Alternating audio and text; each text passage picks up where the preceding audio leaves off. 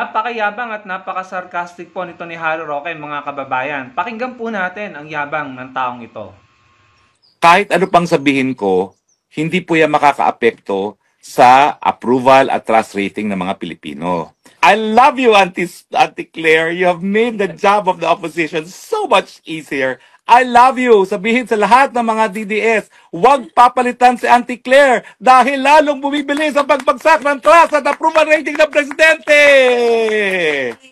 Kung napapansin ninyo, hindi na namin kailangan magsalita pa laban kay Marcos Jr. You're doing a great job. DDS, let us thank Auntie Claire. Okay? Grabe ang yabang, mga kababayan. Nagpapaka-sarcastic, nagyayabang, pero wala naman dito sa bansa. Pakinggan po ulit natin yung kayabangan nito.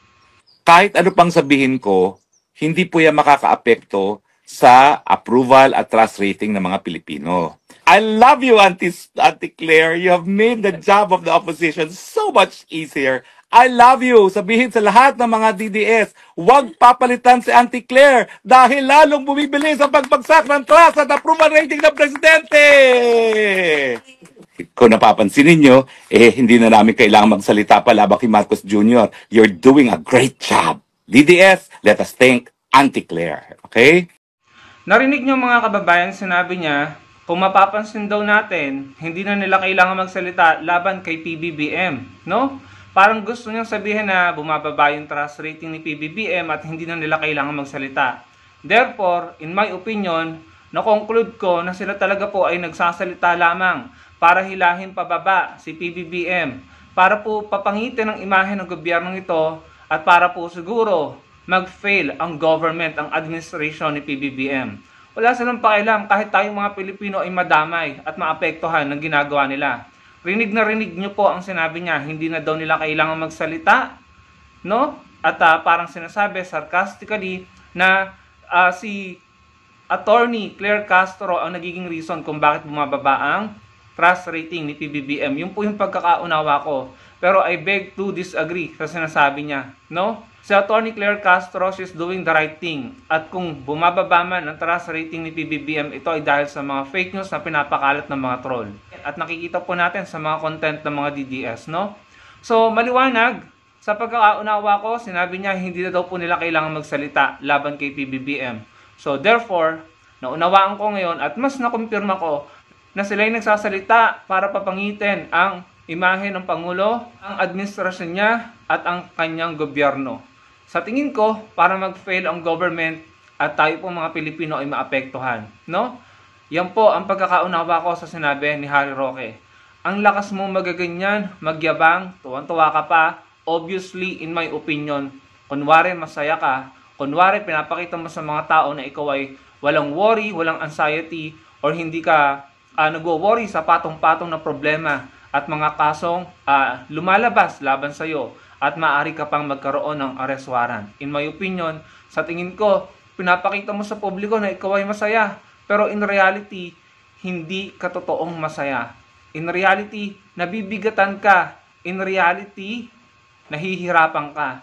Ito nga yung sabi mo dati, di ba? Na napaiyak ka, ilang beses kang napaiyak. Ayan, basahin niyo mga kababayan. Sabi niya dyan, maraming beses napapaiyak sa mga pagsubok. Ayan.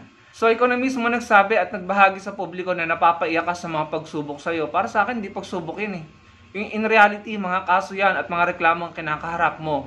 Na kung mapapatunayan, may ginawa kang kasalanan. Kung mapapatunayan yung mga reklamo at kasong inilabas laban sa'yo. No? So, pinapakita mo sa video na ito, tuwang-tuwa ka, dahil ka mo, hindi nyo na kailangan magsalita, no? Laban kay PBBM. Pero previously, sinabi mo, napapaiyak ka.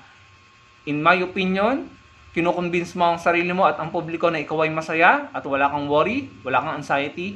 But in reality, nahihirapan ka na. Hindi ka nga makauwi dito sa Pilipinas eh. Hindi mo nga maharap yung mga kaso, yung mga reklamo sa'yo. Ano yung mga reklamo?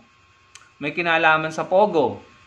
Bukod doon, yung akusasyon sa'yo na sinasabi ng mga tiga-Bataan, if I'm not mistaken, na may kinalaman sa land grabbing. At yung pinaka-latest, mga kababayan, sabi dyan, Harry Roque, Cassandra Ong, charged with non-bailable trafficking over Porac, Pogo. Ito pa, Roque faces qualified trafficking cases before Angeles City Court. No? So, Non-bailable ito at kapag na-release yung warrant of arrest, sa tingin ko makaka-apekto ito sa application mo ng asylum. And I think talaga namang mahihirapan kang makauwi dito sa Pilipinas. So yan ba? Yan ba ay pwede mo lang basta-basta i-dismiss para ipakita mo sa tao na ikaw ay masaya, tuwan-tuwa ka pa, na in my opinion, nagyayabang ka pa, sarcastic ka, no? Alam mo, face the reality, Harry Roque.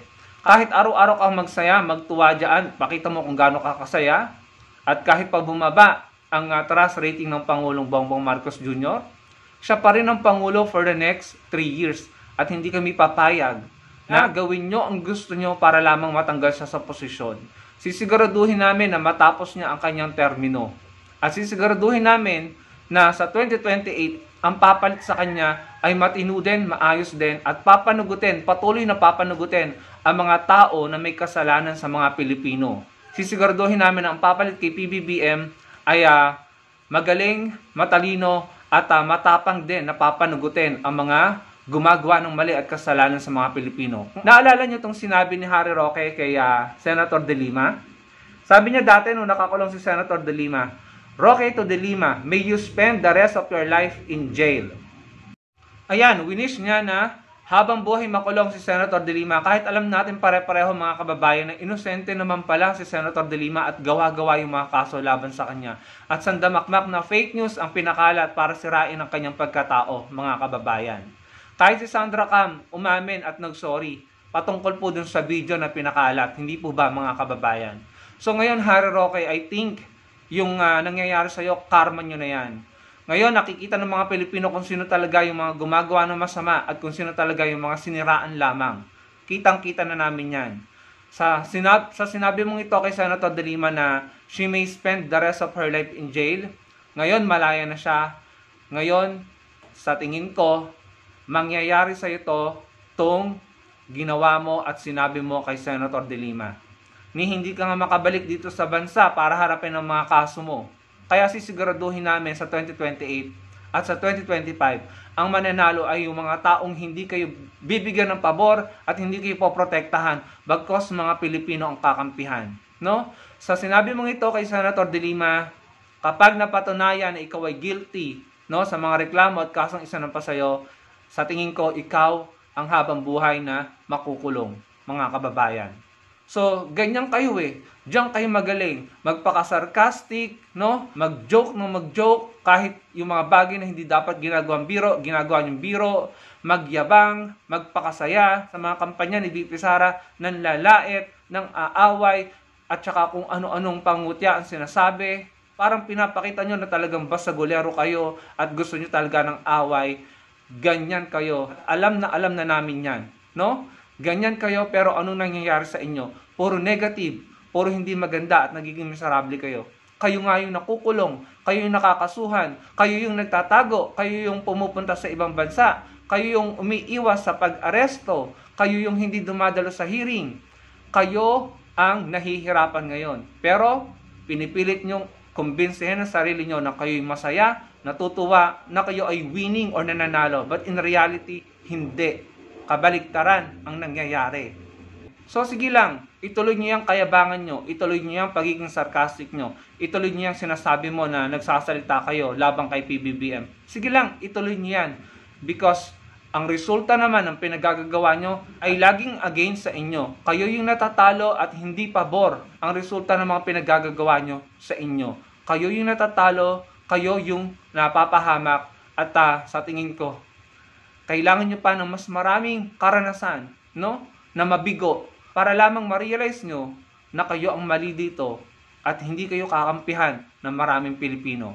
Mga kababayan, kayo na lamang po ang humusga, no? Ano pong masasabi nyo dyan sa pinakitang niya ni Harry Roque? At sana po i-like nyo ang video natin at magkita-kita po ulit tayo sa susunod kong video. Salamat po.